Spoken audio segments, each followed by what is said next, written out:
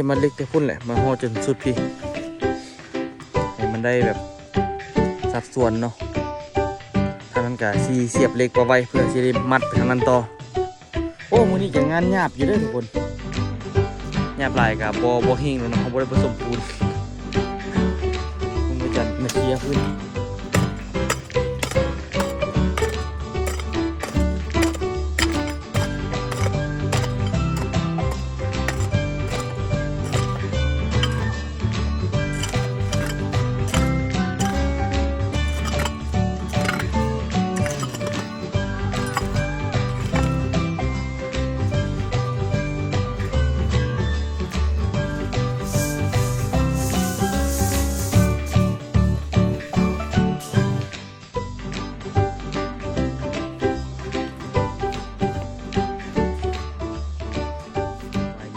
สบายดีตอนเช้านี่อยู่คำคึดเอ็ดอยากกิน ไฟไหม้ภูสงวน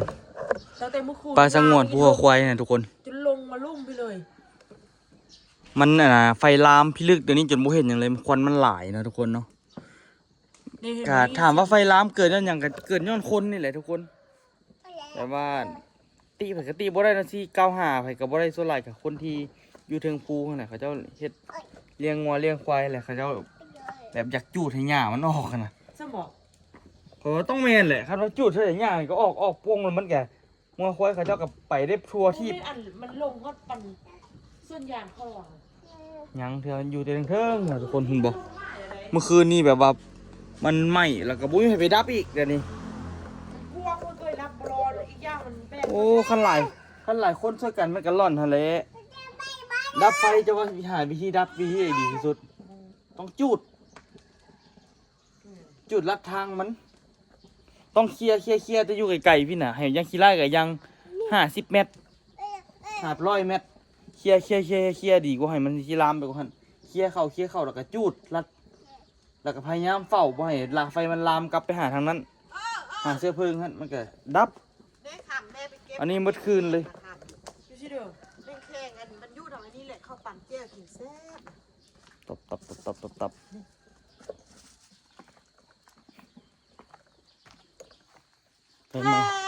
ไฟไหม้เอาแถวว่าเมื่อคืนนี้พยายามมาบอกโตออกนมคัดเบิดคืนก่อนทันก็อย่างนั้นเมื่อคืนนี้เกือบบ่ได้นอนเลยอันเดินลูกไฟไหม้เชื่อไปหมด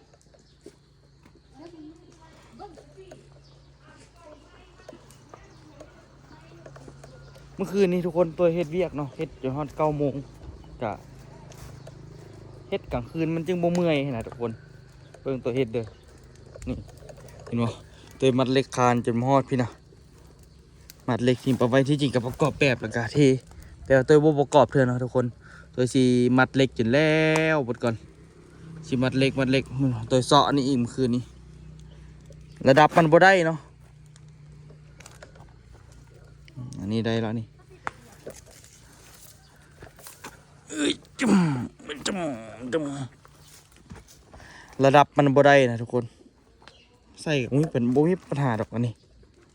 เป็นให้ก็เทคานถ้าใส่เดี๋ยวแปลงคืนก่อนจะเสียวออกอย่างหูเนาะ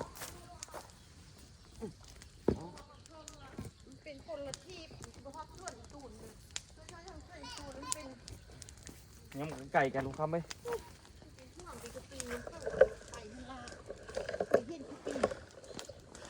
อันนี้นะทุกคนเนาะเบิ่งเมื่อคืนนี่ตัวเสาะนี่เสาะจนเป็นแล้วไปเนาะเพราะว่ามันยังบ่ทันได้ระดับว่าซั่นซะนี่คันบ่ได้ระดับมันสิเป็นประมาณนี้เห็นบ่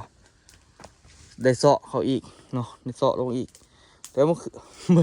มันเปียกทุกคนหากกันนะต้นกล้วยมันมีน้ำเนาะอันนี้ค่อยๆเสาะไปมันได้ระดับแล้วกันไม่อัดฝักนี้ฝักเดียวแต่ว่าสิเสาะแล้วก็สิมัดเหล็กทั้งเลิศก่อนทุกคนมื้อนี้สิมัดเหล็กแต่พุ่นแหละมาห่อจนสุดพี่ให้มันได้แบบสัดส่วนเนาะทางนั้นก็สิเสียบเหล็กไปไว้เพื่อสิได้มัดไปทางนั้นต่อโอ้มื้อนี้ก็งานหยาบอยู่เด้อทุกคนหยาบหลายกับบ่เฮงแล้วเนาะเฮาบ่ได้ผสมปูนมึงไม่จันอันนี้เคลียร์พื้นที่สำหรับทรายเมียนโอ้ต้องได้เอาออกอีกไม่จันนะสิจูดติ เอาจุดมันเลยนะจุดเลยนะ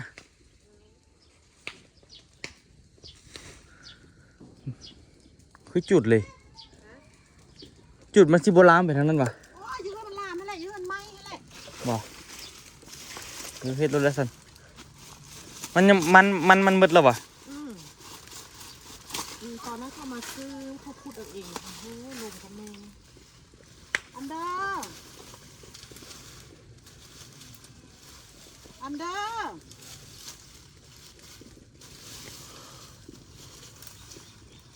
อันเดอร์ ฮ่าไงซับกันทุกคนซะนะอันนี้ก็ยามันเนาะมันอันนั้นมันสูงแต่มันได้ระดับมันละมีแต่ปั๊บมันได้ทีคานเนาะมันสูงมันต่ำกับยามันดอก โอ้ยลูกท่มนี่ลูกบริท่มเครื่องเดี๋ยวสิ บ่มีหยังหญ้าละละ โซดไปพูดในขี้ดินนี่เด้อโซดลงลูกเพิ่นเสื้อแม่ด้วยนะเดี๋ยวเอาดินเสื้อนะ อันนี้เป็นสิบ่เทแต่ว่าคันสิเทได้เทก็ได้ส่วนใส่แล้วแต่มันเป็นบนสูงบนต่ำได้นี่ทางนี้ผัดสูงกว่าเฮ้ยว้ายว้าดูคุณน่ะมันบอกเบิ่งน่ะนี่ใส่ โตมา นี่ใส่ที่กูเห็นเป็นชื่อเป็นตะย่านใช่เอาว่าเนี่ยบอกหมูเบิ่งว้าหมูเบิ่งโอ้โตจ้วนเผ็ดปะ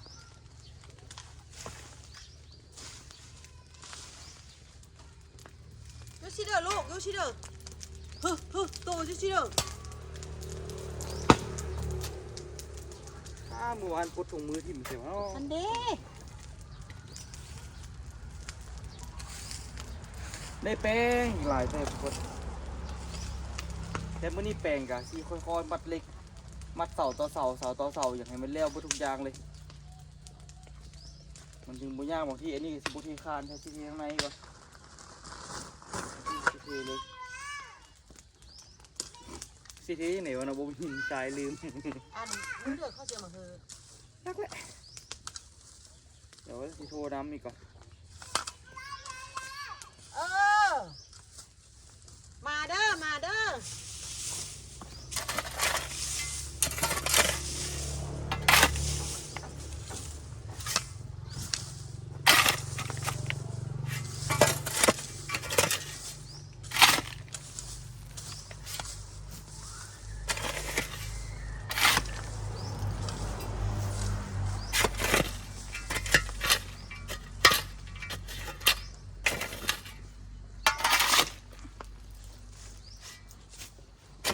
ส่วนออกมันสิเลี้ยวเลยมาป๊อปเลยมาเซาะคืนนี้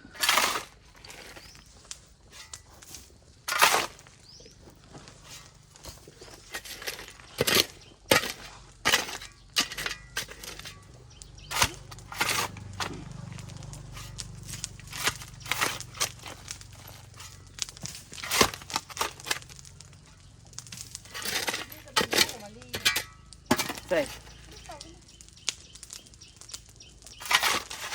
เห็นมันเล่นเหรอ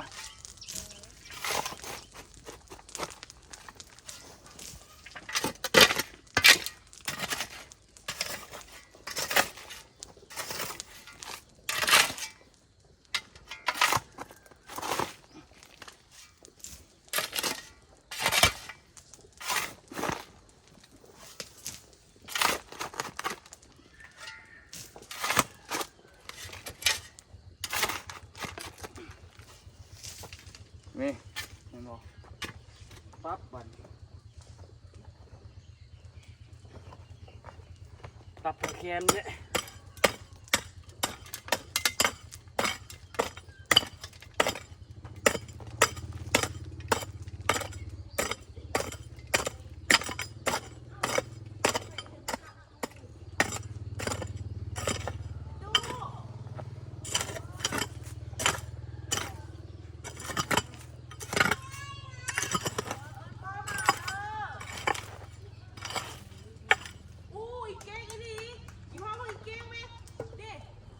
เด้อใส่โอ้สมพ่อนะเพิ่นอ้างได้อ้างมาเนาะ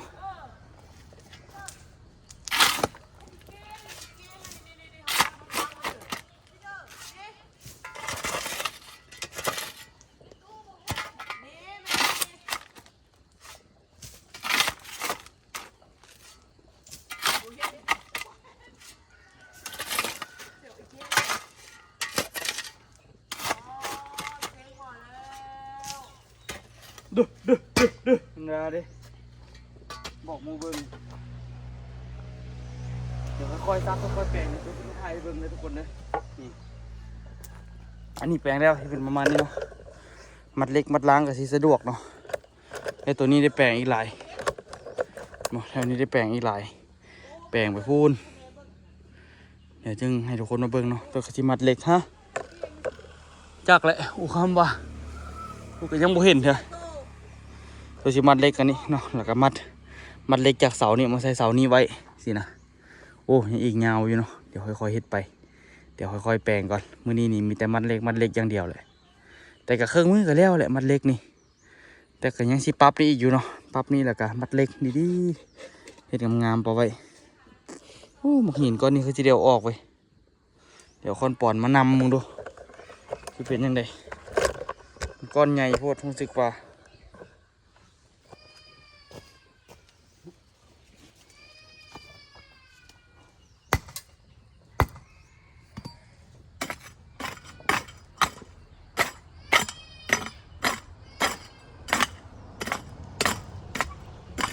บัดอะไรเลขคานมาเลขคานมันสิต่ำอันนี้เนาะต่ำให้ก็สิคามันแต่ขนาดมันออกมันก็สิแข็งไปแล้วนึงแต่ว่าเลขคานสิคดออกมาแค่พี่มันพี่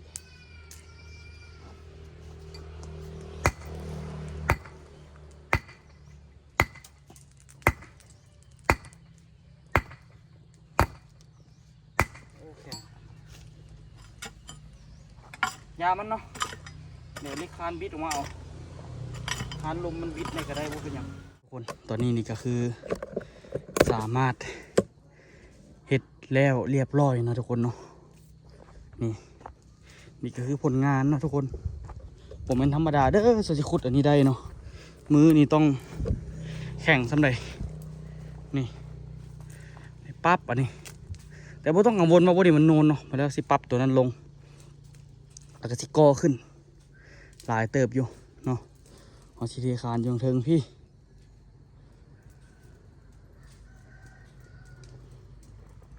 มึงตัวนี้เห็นป่ะพิลึกโลขนาดโซซิปรับแล้วโมเมนธรรมดาเด้อทุกคนเบิ่งว่าทางในสิมีแต่หมักหินเนาะหมักหินหนามนอทางนั้นปรับแล้วพอละตอนนี้นี่กะเอาเหล็กมามัดเลยเดี๋ยวตัวสิต่อยหมักหินออกก่อนเนาะหมักหินพวกนี้สิเป็นอุปสรรคต่อการนั้นเนาะตอนเฮ็ดค่ำกับค่ำเอาซื่อๆบัดนี้นี่กะได้ค่อยๆเอาออกเนาะมันสียากต่อการมัดแบบทุกคนมันสิเป็นแบบน้อยแบบใหญ่เนาะ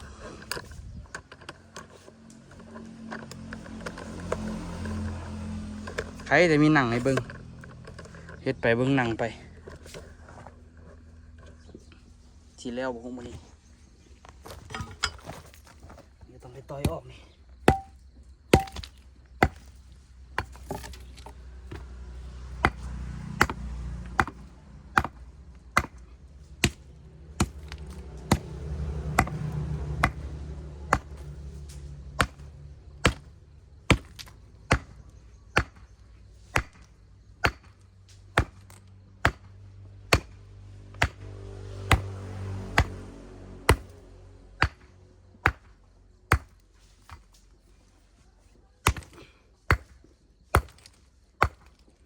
ใส่ไหล่กับบ่ดีเนาะใส่หน่อยกับย่านบ่อยู่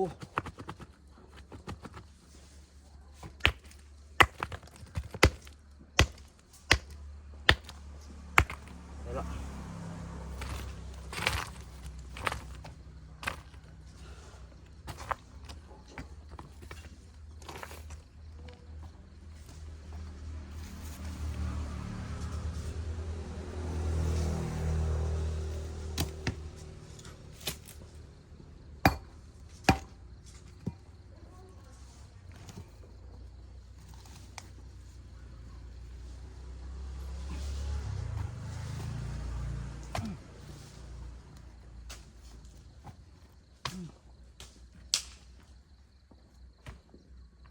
ตัดเล็กให้มันซื้อทุกคนแบบนี้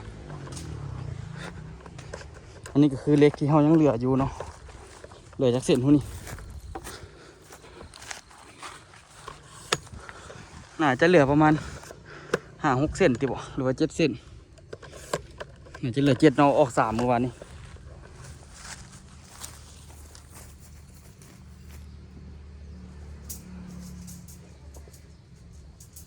เอา7 เส้นซื้อมา10 เส้นเนาะถามมาพ่อบอกกับพ่อเนาะเดี๋ยวเอามาสักนี้ก่อน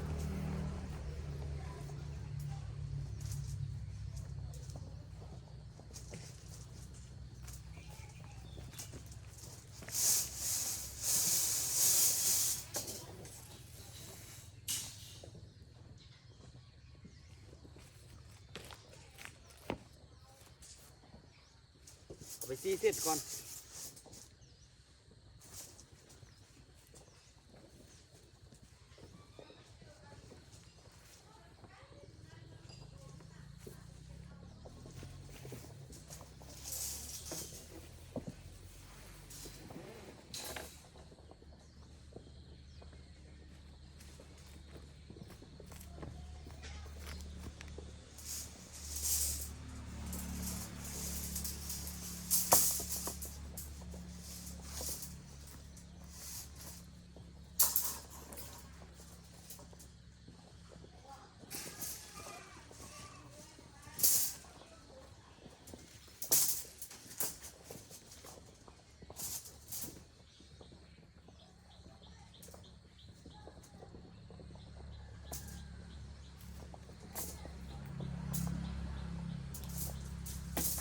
เรียบร้อยเนาะ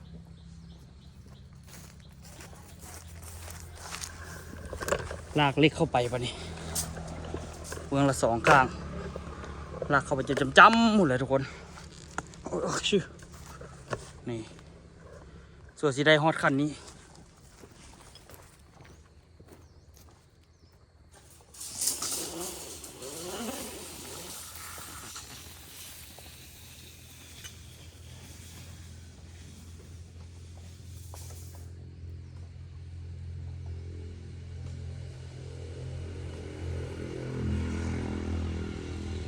บอกเลยว่าบนธรรมดาเนาะส่วนฮอตคันนี้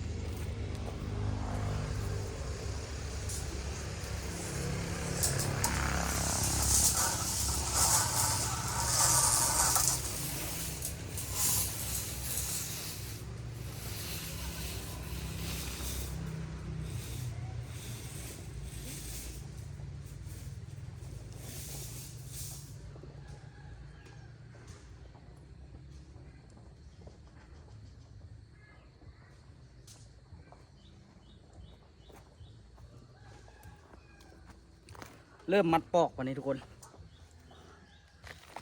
เกือบคือขี่มาเด็กมัดปอกเขาก็ได้โกยเด็กตะปูไปเฮียใส่ลง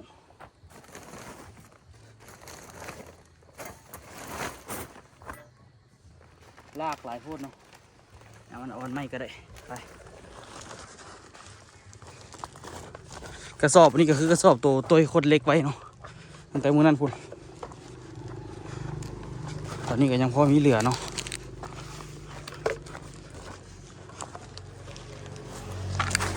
เริ่มมัดตัวนี้แล้วมาเดี๋ยวไปเอาเล็กกระปูมาไว้ขดก่อนนี่เนาะทุกคนเนาะที่เขาเรียกว่าเล็กอ่อนดัดง่าย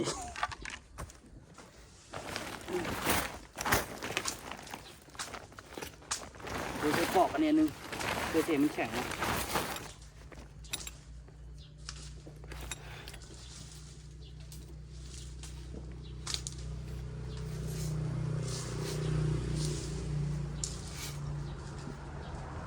มานี่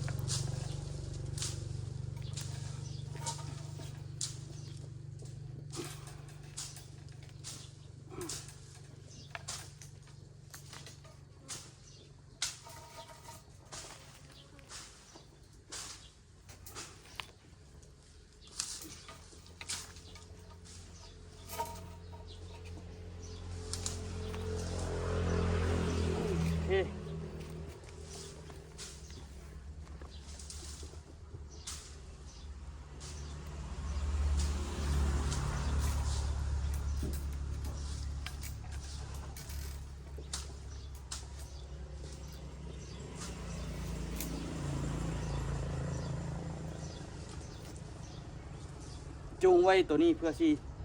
เสียบเหล็กไปพุ่นเนาะทุกคนต้องได้จงปลายหน่อยหนึงหน่อยหนึงในหลายหน่อยหนึงเลยแหละเนาะ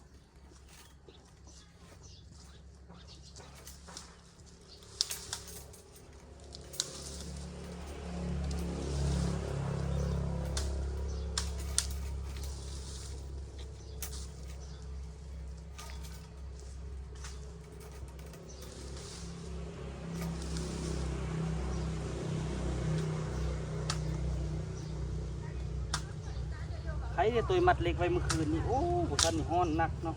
ตัวที่แล้วแต่ละอัน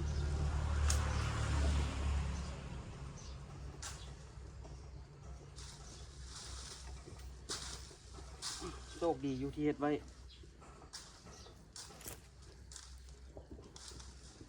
อันไม่อันอยู่เทิงพูนก็แตกตุ๊บตับตุ๊บตับเดี๋ยวนี้โบเห็นภูเลยทุกคน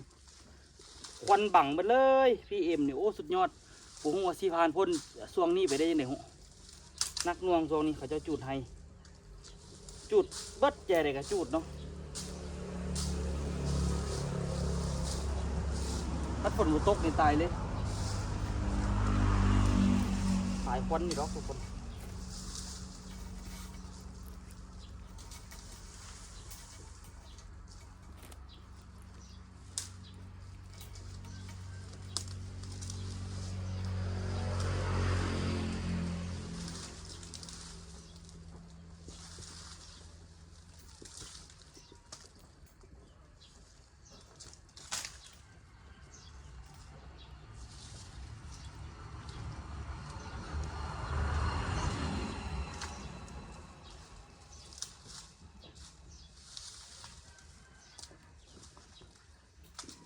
ไฟไหม้ตุ๊บตับตุ๊บตับตุ๊บตับพอดี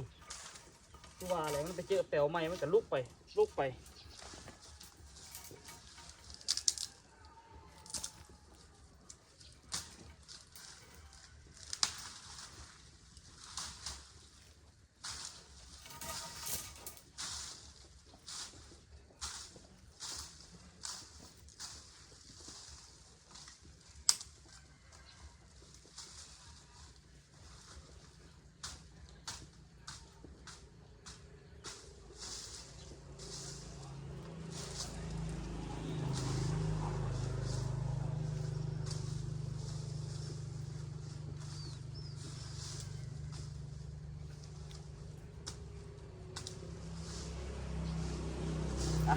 ทุกคนเดี๋ยวตัวมัดไปนิดนึงเดี๋ยวตัวที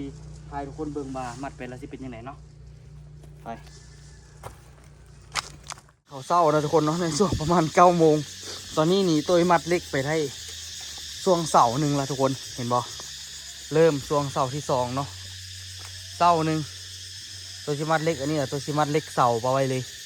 ไปแล้วกับมีเทคานอย่างเดียวทุกคนตัวชิมัดเล็กมัดเล็กมัดเล็กมัดเล็กเต็มชุดที่น่ะแล้วก็สิอัดแบบตัวอาจ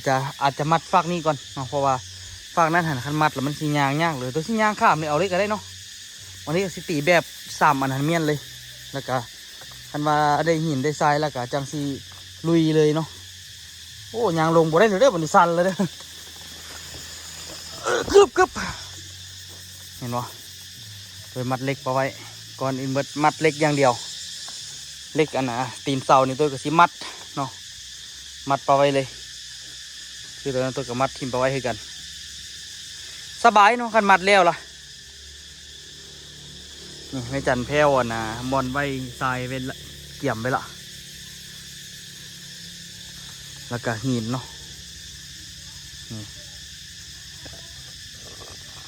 สูตรอย่างที่คาดว่าประมาณ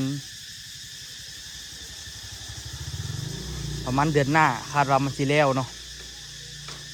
แล้วเธอก็ประมาณเดือนหน้าแล้วที่แบบว่าเฮ็ดอันปกเรียบร้อยนะแต่ว่าดินนี่ก็ยังบ่ทันแล้วดอกยังเซกอตัวนั้นขึ้นถึงอันนี้โอ้ถือว่ายากเติบหนึ่งอยู่เนาะเฮ็ดมาดีๆผู้ใดเหยียบถึงกันบ่ธรรมดาเด้อสอบมันสิแล้วเรียกแต่ละเวียกแต่ละหน้าใครได้เสานี่เขาสูงเนาะเสานี่เขาบ่สูงก็ยากๆในนึง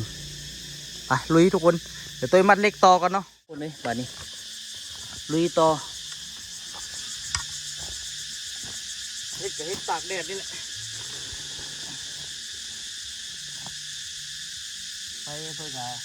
ใส่เซฟตี้พวกถุงมือพวกอย่างไว้เนาะพวกเขาไปกินข้าวนี่แล้วละคานี้ก็ได้เฮ็ดจนสู้ถุงมือโอ้คือสีมีแห้งกันละคันแล้วเบิดมัดเล็กนี่ก็ได้นั่นเหลือเสาตัวนั้นมันบ่มีเสาเนาะนี่แหละทุกคนที่ตัวหวังให้ต้นตาลมาช่วยที่เสาให้มันเลี้ยวกันย้อนอยากมัดเล็กที่คานี่แหละปลาไว้ไม่มัดเล็กมัดอย่างก็คือว่าสบายเติบแล้วเนาะ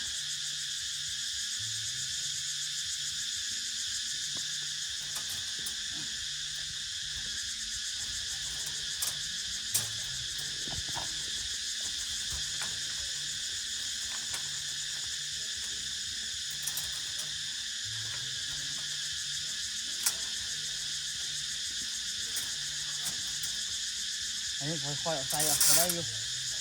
บริเฝ้าได้หิ้งได้ฮีบหลายเนาะ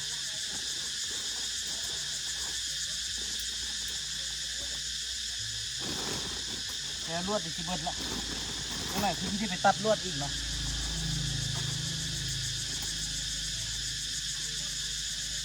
ถามมาห้อนบอกกับห้อนอยู่ดิห้อนมาห้อนกับแดดเดือนนี้แหละทุกคนเดี๋ยวเขาเฮ็ดไปเรื่อยๆเขาอยู่ไปเรื่อยๆมันจะอยู่ได้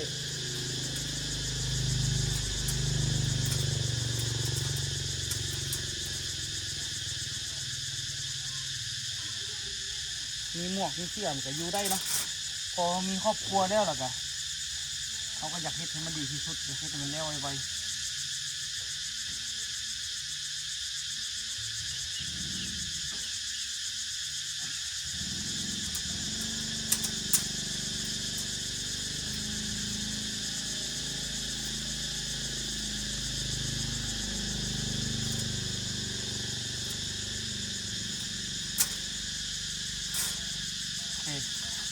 เดี๋ยวมัดสามอันนี้แล้วจึงว่าเนาะ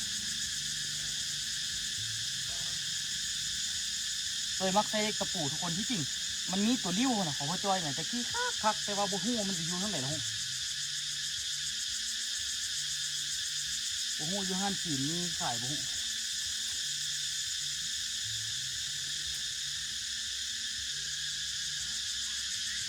มัดก็ต้องมีทักษะอีกก็เรื่องมัดดิมัดบ่เป็นกับบ่ได้ก็ทุกคนแต่กี้ตัวมัดบ่เป็นโอ้มาลองซองแซงเดี๋ยวนี้สบายเดี๋ยวนี้แรกๆตัวมัดน้ำพอจอยกับลืมวิธีมัดทุกคนเลยลืมวิธีมัดนี่โอ้บ่ได้เลยทุกคนมันต้องได้ค่อยๆแปลงค่อยๆเฮ็ดไปสุดท้ายมันก็จับมาได้งามคือเก่าเนาะแต่เฮาขยันแล้วก็ลองเฮ็ดไปเรื่อยๆมันหักได้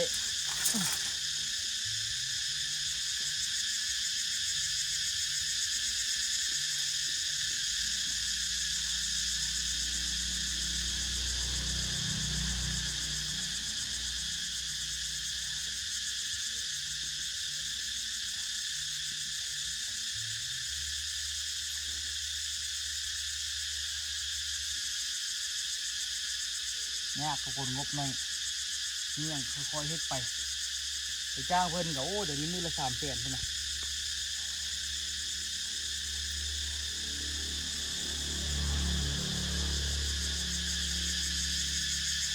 บ่แม่นธรรมดาเด้อไปจ้างเพิ่นเดี๋ยวนี้ก็ได้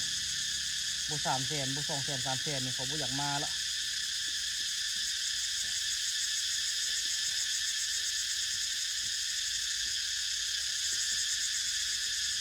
คือว่าแหละอันน่ะเศรษฐกิจมันนี่เนาะเขาจ้างหน่อยเขาก็บ่อยากมาเพราะว่าเขาก็บ่กุ้มอยู่กุ้มกินคือกันเศรษฐกิจมันลำบากเขาอยากมากแพง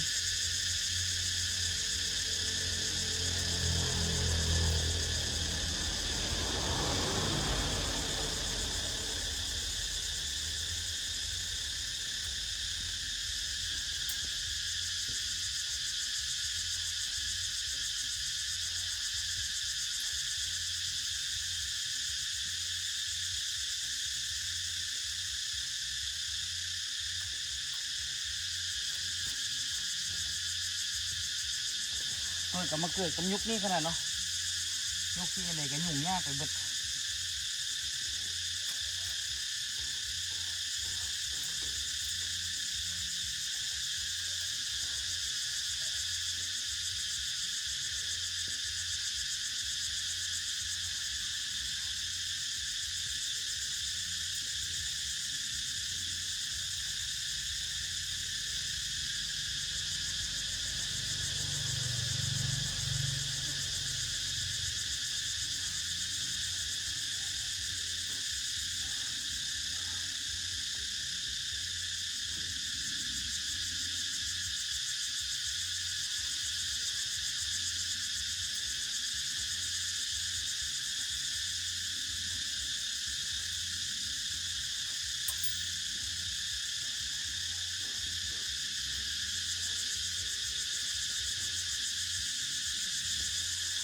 เดี๋ยวจะคิดว่าอัปเดตให้ทุกคนเบิ่งอีกเนาะ โมงจน1 โมงแล้วทุกคนตอนนี้ตัวเทคานตัวมัดเล็กตัวนี้แล้วมัดเล็กตัวนี้แล้วเนาะคานแต่มันสิเจิดขึ้นนิดนึง เอาไปตามซะแล้วทุกคนเนาะที่จริงคานกลางนี่โบอยากให้มันสูงหลายแต่ว่ามันสอดเขานี่โบได้ทุกคนมันจำฝาเกินไปเนาะโบคือตัวนี้โบตัวนี้ละเอียดดีเพราะว่าตัวนี้มันโบได้จำฝาคือตัวนี้แต่ตัวกระชิดสันสลบมันนี่คือมันแหละเพื่อให้มันโบได้กันน้ำหลายเนาะแต่ว่าโบต้องปัญหาเนาะทุกคนเพราะว่าเขาสิกอขึ้นฮอดเทิงพี่เราก็ยังสิได้กอขึ้นอีกอยู่มันก็สิสูงอีกอยู่เนาะมัดเล็กปะไว้ตอนนี้กำลังมามัดตัวนี้เนาะมัดเล็กคานตัวนี้ มัดเล็กคานตัวนี้แล้วโอ้ที่จริงก็บ่ได้ลุดลื่นอย่างกายแล้วเนาะมือตัวเดียวตัวนั้นแต่ตัวนั้นสิเจิดขึ้นแน่เนาะมัดเล็กตัวนี้แล้วก็ไปมัดตัวนั้นโอ้มัดเสาทั้งกลางนี่ก็ยากอยู่เด้ทุกคนเนาะแต่ว่าก็เห็นบ่ฝีมือเบิ่งฝีมือเสียก่อนเนาะวิธีการมัดเนาะนี่คักบ่เก่งเว้ยไปคิดมาตัวเองก็เก่งเว้ย ทางที่ก่อนหน้านี้โบเคยได้เฮ็ดแบบนี้เนาะโบได้เฮ็ดจักเทื่อพอได้มาลงมือเฮ็ดแล้วมันก็มันก็ได้อยู่ขนาดทุกคนมันก็เป็นไปได้อยู่เนาะมึงอันนี้ก็แตกหักอยากกระยามเนาะมันเก่าแห้งละที่ได้ไปซื้อใหม่ที่ได้ไปซื้อเล็กอีกเล็กเวิร์ดละเล็กอันนั้นมีถึง2 เส้นสิมัดไปต่อกับโบได้มันต้องใส่อีกกันนะ2 เส้นอีกประมาณ6 เส้นพุ่นแหละทุกคนที่สุดตัวนี้เนาะรวมก็เป็น6 เส้นแต่ก็ได้เอามาเป็นเทื่อละ10ไปเลยแหละเพราะว่ายิ่งเหลืออีกเงาไก่เนาะที่จริงเอามาเป็นซาวก็ได้เนาะเดี๋ยวมัดต่อไปทุกคนเดี๋ยวมาเริ่มมัดตัวนี้เนาะทุกคนเนาะตอนนี้ตัวมัดเล็กตัวนี้เนาะทุกคนเรียบร้อยละวันนี้เนี่ยก็จงไว้ก่อนนะทุกคนจงเลยก่อนเพราะว่าเล็กเบิดละเหลือที่2 เส้นนี้2 เส้นนี้เกี่ยมเอาไว้นะมัดต่อตัวนี้เนาะตัวมัดทอดตัวนี้มัดต่อตัวนี้ไปไว้ทิมไปหุ่นเนาะแล้วก็ได้ซื้อเล็กมาเพิ่มเนาะขีดไล่ก็ต้องอีก10 เส้นแล้วก็เล็กปอกกับเบิดแล้วตอนนี้พอดีมืดเลยทุกคนพอดีเต็มปอกนี่แล้วมันเล็กพอดีมืดเลยนะเล็กปอกนะ10 เส้นเนาะเล็กปอกอะไรตัวมงคลได้ทำนี่แหละก็เดี๋ยวสิไปน่าจะได้ไปเอาเล็กนี้มาเพิ่มนะทุกคนแล้วก็ได้ไปคดปอกเพิ่มไปซื้อเล็กกันนะมาคดปอกเพิ่มแล้วก็โอ้ยยังหลายแนวอยู่ทุกคนเป็นในไว้ติดตามตอนต่อไปทุกคนว่าเฮาสิแล้วไว้สำใดเนาะสิเฮ็ดไปจังไดต่อเนาะเป็นในฝากทุกคนติดตามเด้อสำหรับคลิปนี้บ๊ายบายทุกคนสบายดีเด้อสู้ต่อไปเนาะแล้วล่ะ